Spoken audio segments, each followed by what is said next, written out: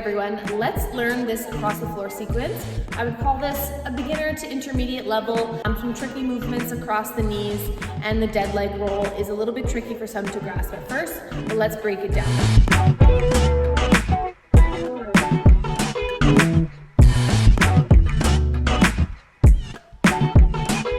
I'm starting with my right leg and traveling this way down the floor.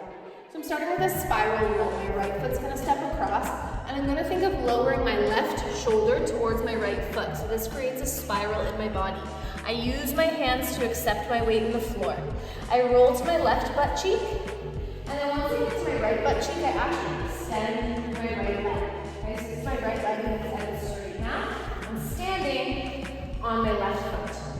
Here's the dead leg moment. My right leg swings as I jump from my left foot onto my left knee, okay? And you can see that I'm very much using my hands to take my weight here so that I'm not landing hard through my knee. That same right leg continues around as I continue to roll across my hips. I'm on my right butt cheek. I lift up out of the floor. I take a step with my left foot. I lunge forward. I take my weight with my left hand, and I find a slide on the side of my left leg. I do the same thing with the other leg. I reach up out of my knee, take a step with my right foot, plant my hands into the floor, and take a tailspin, which turns me 180 degrees.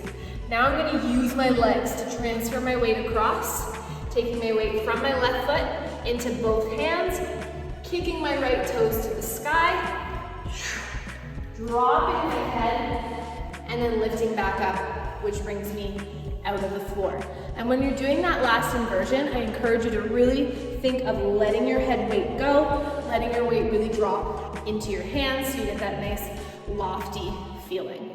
So let me know how it goes in the comments below. Let me know which parts you get stuck on, and happy learning. See you in the next video.